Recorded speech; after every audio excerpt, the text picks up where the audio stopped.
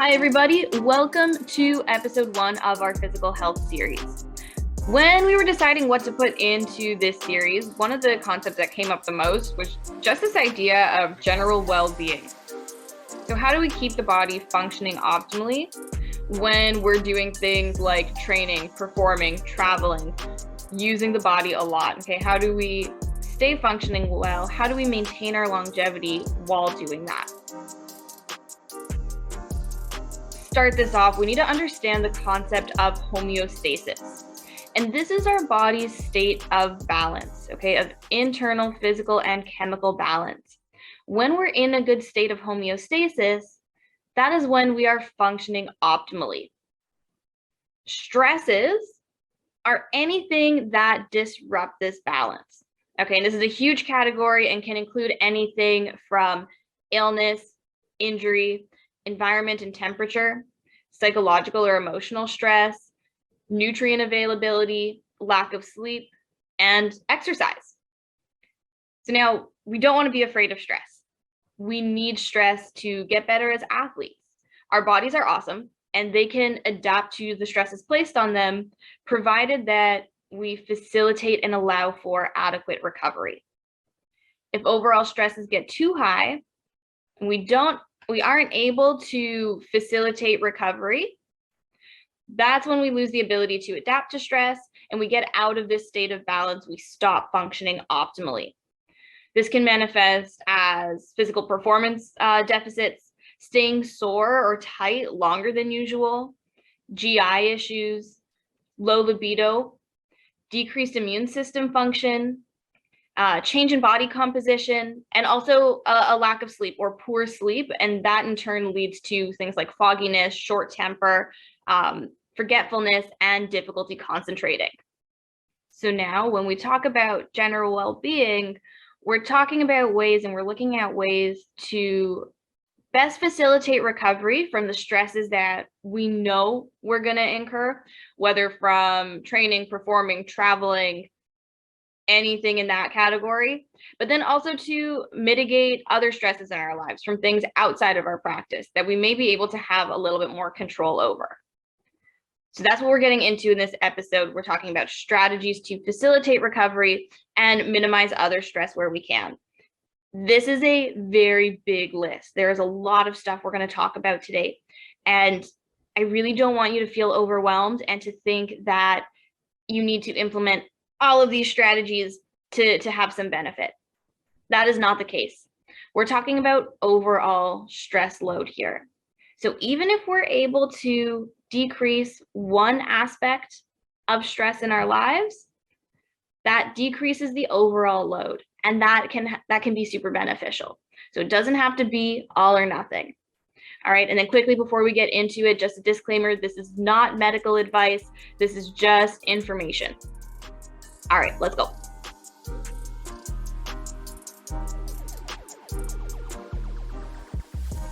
Okay, so first topic we're going to cover today is sleep. Do not glorify the grind, okay? I don't care how many prehab exercises we do. I don't care what supplements we're taking. If we aren't getting good sleep, all right, good quality sleep, and good enough duration, long enough duration, we're really doing the body a disservice. We need about, like the average person needs about 7 to 9 hours of good quality sleep a night. And what does good quality mean? That means that we have adequate time to go through our stages of light and deep sleep. Why does sleep matter? Okay, what's the big deal about this?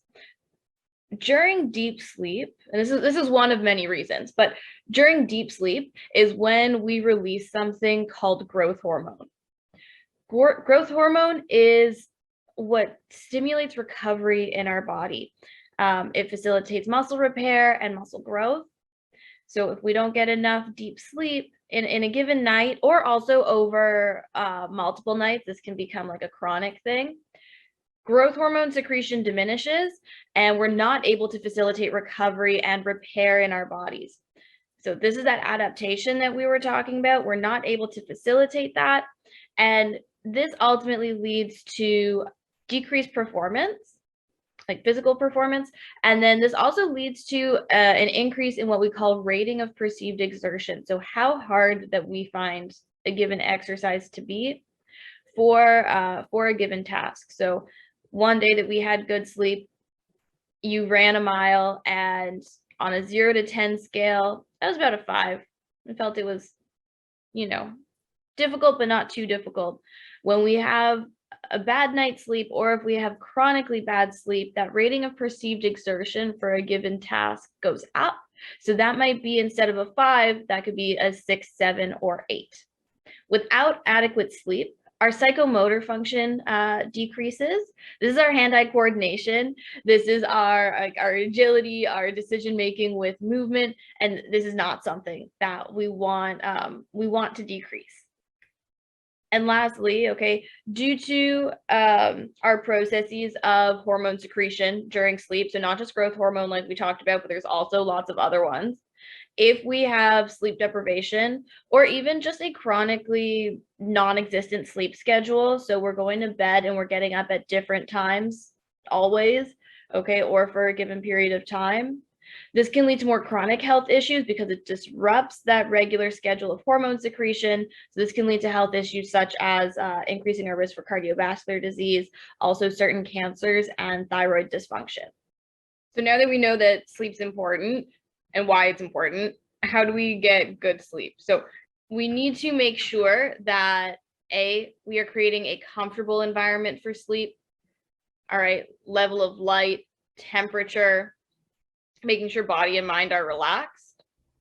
We need to set a routine. This is really important. All right, our internal clock will help us get better sleep. If we go to sleep at the same time and try to get up at the same time every day, we're setting ourselves up for much better sleep quality than if that varies.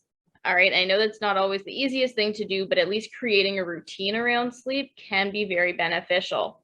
And then lastly, there are some nutritional interventions that we can try to help with sleep.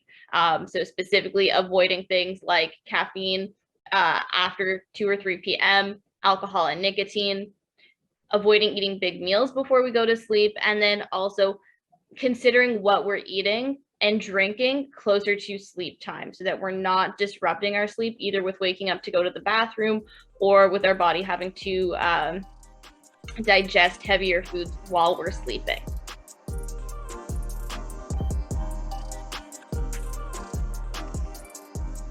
Okie dokie. So next up is nutrition. And I know this is a huge topic. It is a very loaded topic.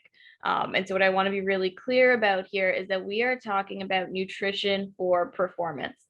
I'm not talking about nutrition for weight gain or weight loss. And I'm not talking about nutrition for disease management.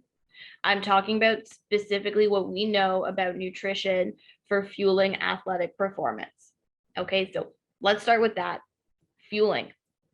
We need to make sure that we're getting adequate calories in for the work that we're doing, for whatever it is, whether it's training, whether it's performance. We need to be eating enough. Okay, if we're not eating enough, if we're not fueling enough, we end up in a fasted state. So that means 2 things. First off, that fasted state is a state of stress. Okay, this whole episode is about mitigating those extra stresses on the body. And being in a fasted state, especially while we're training, especially while we're performing, is an extra stress. Second thing, okay, if we don't have adequate fuel, our body's going to find it from somewhere, okay? If we're not feeding it, if we're not giving it to our body, it's got to get it from somewhere. We still have to do the thing. So it's going to break down our fats. And this is fine. It's a good source of energy. That's why our body holds on to fat, but it's an inefficient process to create energy. So we won't be able to do as much if we're using fats as our main fuel source. And then it's also going to break down our muscles. Our body can also turn protein into energy, which is super cool. But it's going to get it from our muscles. And then it's also going to use that protein for like regular body processes. But then we're not going to have protein to recover afterwards. Okay, we're not going to be able to build that back up.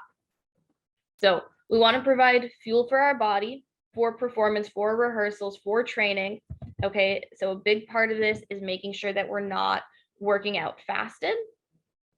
And then what's also important is to fuel the body after, again, whatever it is, whatever our exercise session is, training, performance, it all counts. If you're moving, we got to be fueling. So we need to fuel beforehand. We also need to recover. So we need to fuel afterwards. What's important with both of these, before and after, is that we're including not just carbohydrate, but we're including carbohydrate and protein. Okay. Carb provides fuel for exercise. Carb is glucose. It is our body's main energy source. It's its preferred energy source, like its most efficient energy source. So giving the body carbohydrate spares it using up our protein to do that instead.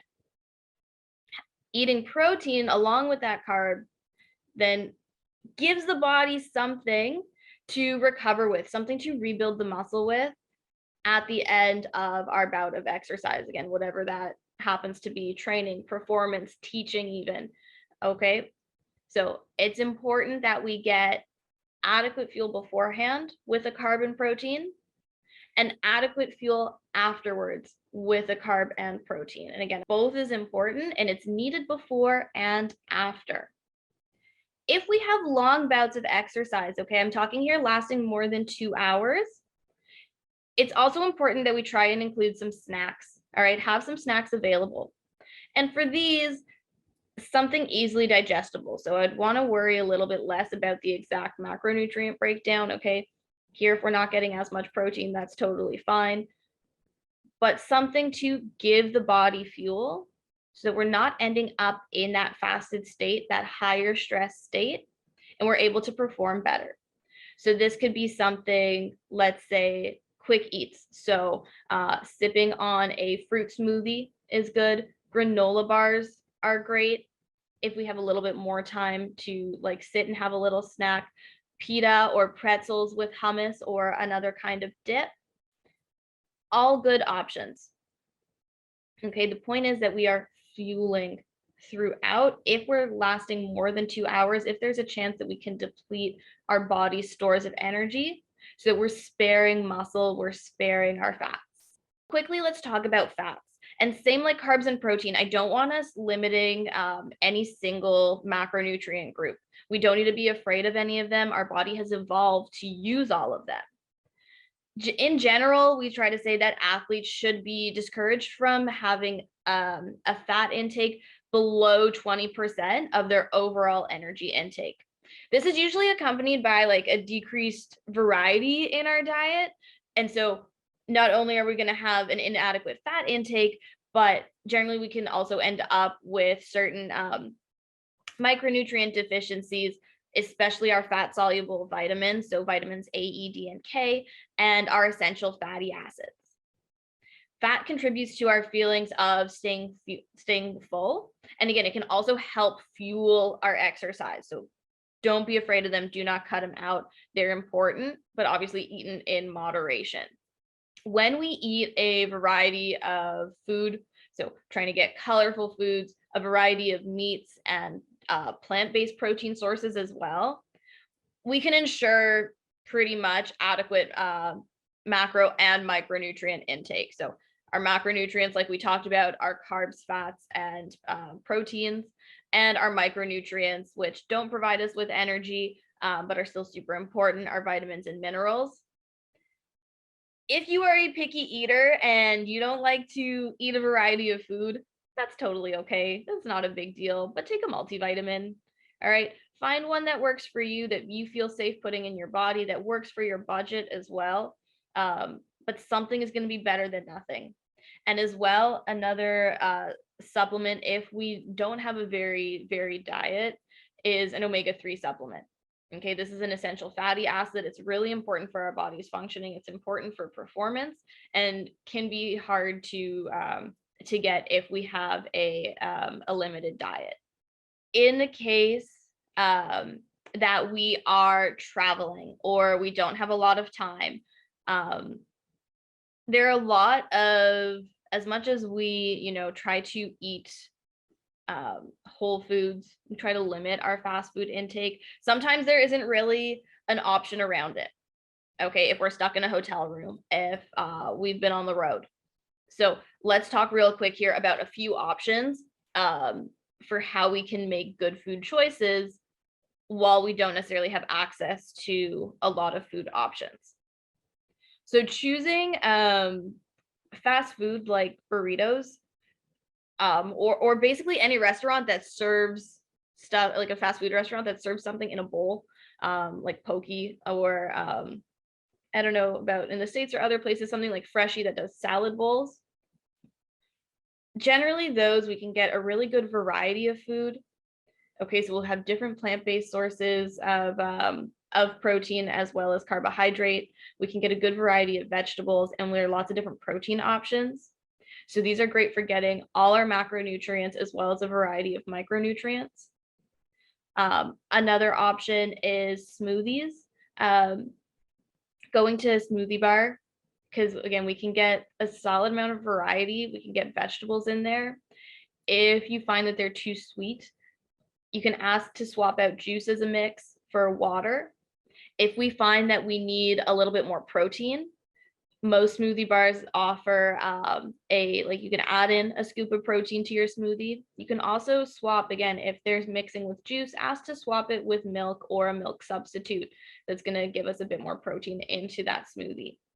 Also, and this works also if we don't have like as much of an appetite, or we find that it's harder to take in food around training, getting a meal replacement shake, whether you decide to make one on your own as like a protein shake, or you choose to purchase one, again, something that you feel safe putting in your body and fits your budget, but something that will give us adequate carbs, adequate protein, and some fats. All right, we are looking just to get that energy in and get those macronutrients in. So do not be shy if we don't have other options around us, or we're in a bind, or we don't have a good, we don't have a much of an appetite for whatever reason. Meal replacement drinks are a good option in this case.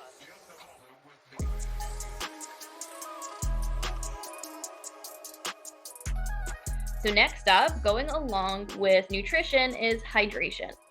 So dehydration is a stressor that we can often forget about, but ultimately when we're dehydrated, we're depleting the body of something that it needs to function, being water in this case, okay, and that puts the body into a state of stress. Dehydration can lead to fatigue, it can lead to headache, it can lead to fogginess, and also just overall decreased athletic performance. Sort of same like nutrition, we want to make sure that we start exercise hydrated. Okay, if our exercise is lasting longer than 2 hours, it's important to make sure that we have something to sip on throughout our exercise. Okay, and whether that exercise for you is training, whether it's performance, or whether it's teaching that day, doesn't matter. Movement, it all counts.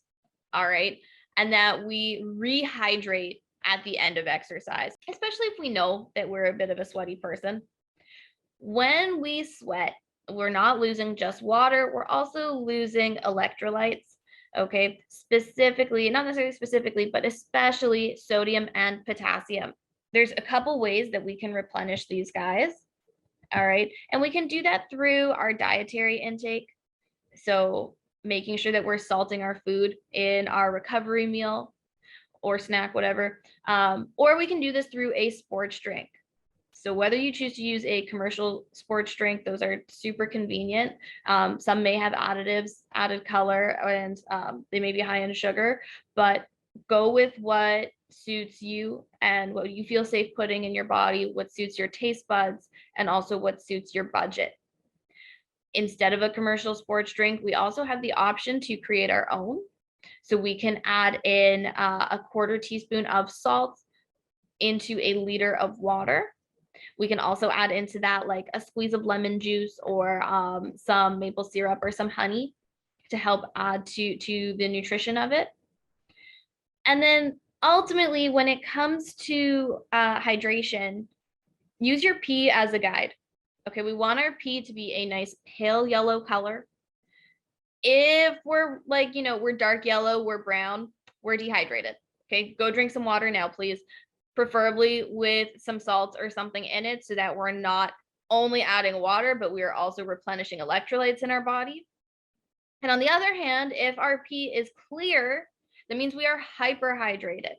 Okay, so we need to don't drink some water for an hour or so. Make sure that we're taking in some electrolytes to help balance that water content out.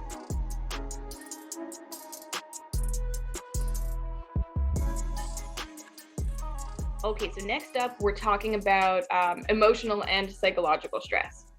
Now, I don't want to get into this a ton here in this series. We do have the mental health series on CircusTalk, which will be able to go into this a lot more in depth and give you a lot more tools for managing emotional stress and overall mental health.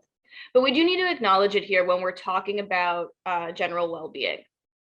Like we've been talking about in this episode so far, this is about managing different stressors in our lives and allowing the body to recover from that stress. Emotional stress impacts the body in very much the same way as physical stress or environmental stressors do by increasing circulation of a hormone called cortisol. Cortisol puts our body into what we call a sympathetic dominant state. Okay, this is our fight or flight state. And our bodies don't recover when we're in that sympathetic dominant state. It is harder for them to take the time to get back to our state of homeostasis. When we want to recover, we need to be in a more parasympathetic dominant state. This is our rest and digest state.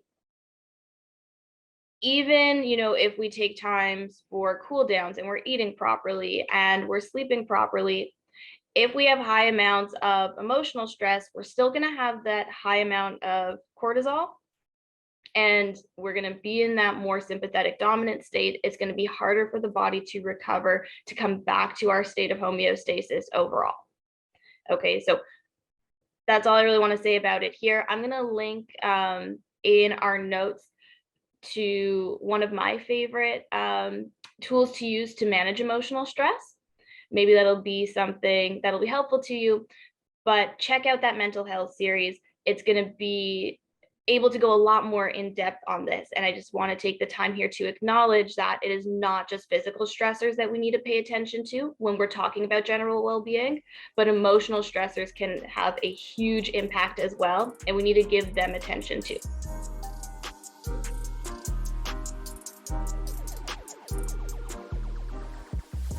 Next up, and in this last part of the episode, we're going to talk about training itself and things that we can do within our training to mitigate the amount of stress that training itself is putting on the body. What's most important here is that we do warm up. We take the time to get our body ready for activity. We create heat in the body. We get the blood flowing. We get the joints ready to go, and we prep our muscles to be able to do the thing we want. We're not just flying right into it. Step one, we want to create heat. We want to do some cardio. All right, get the blood flowing. This also increases our joint viscosity, so it decreases joint stiffness.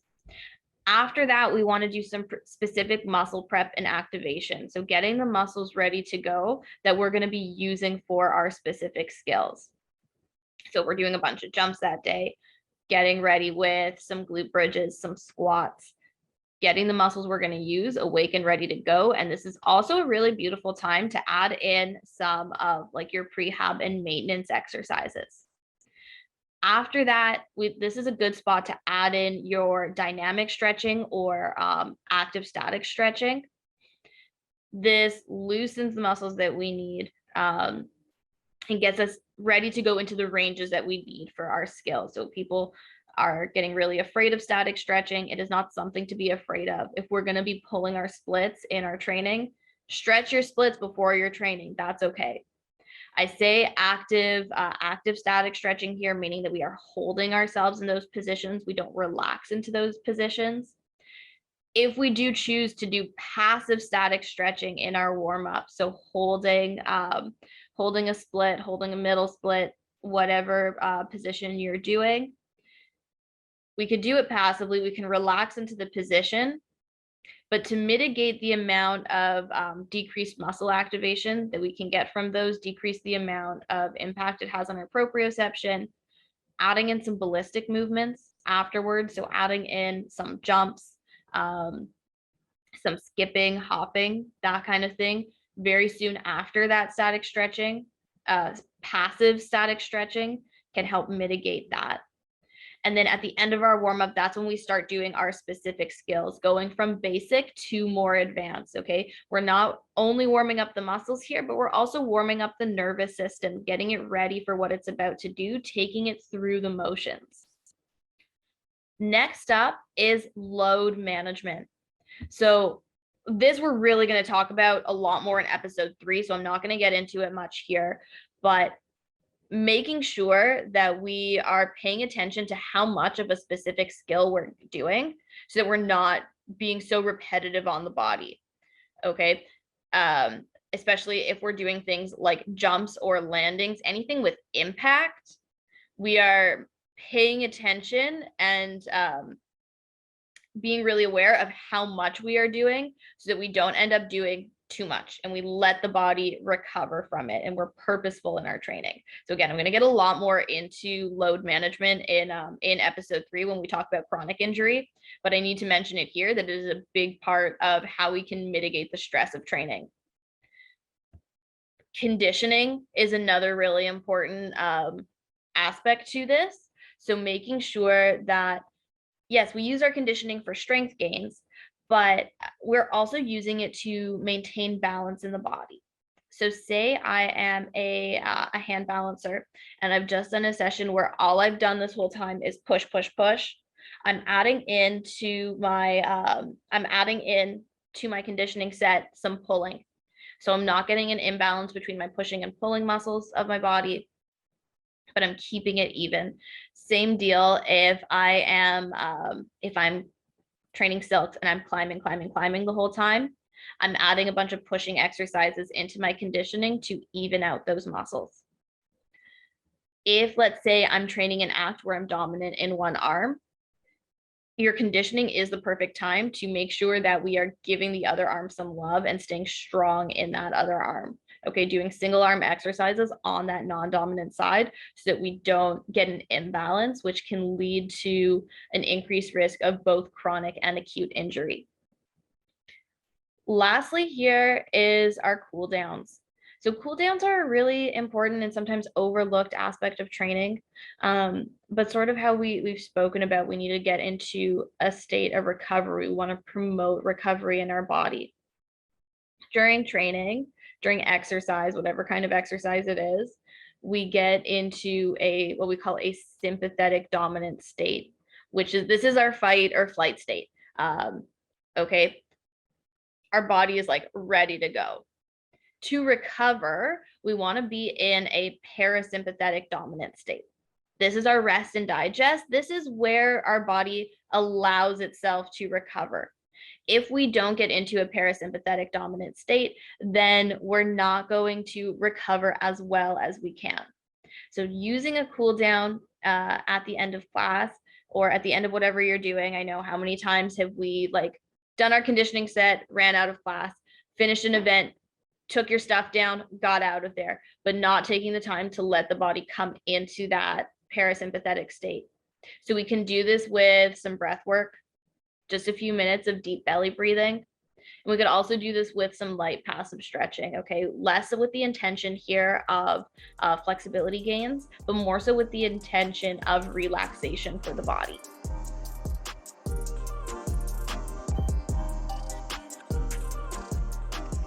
So I know that was a ton of info. We went through so much in this episode. So let's take a second here to recap it.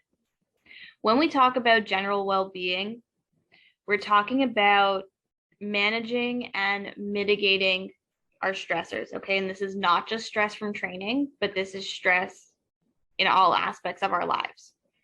Okay, we can mitigate these stresses through adequate sleep and good sleep hygiene, proper nutrition, Okay, adequate macronutrient and micronutrient intake, proper hydration, and as well management of our emotional stress.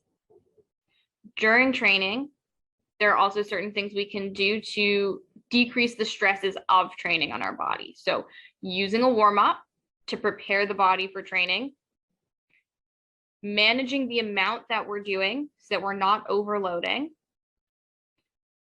properly cooling down to help our body get into a parasympathetic, that rest and digest state so that we can recover properly. And then also using conditioning as a means of maintaining balance in the body. So not just working on specifically what we need for our sport. If we do a lot of pulling, if we do a lot of handstands, a lot of pushing, but using it as a means of training the opposite so that we don't get big imbalances in our body, which will increase our risk for injury. Thank you guys so much for listening. If you have any questions, please don't be shy to comment here or send me a message either on Instagram. I'm bendon'tbreak.at, or you can email me at bendon'tbreak.at@gmail.com. You could also find me on Facebook under the same name, or check out my website, bendon'tbreak.net. Thank you guys.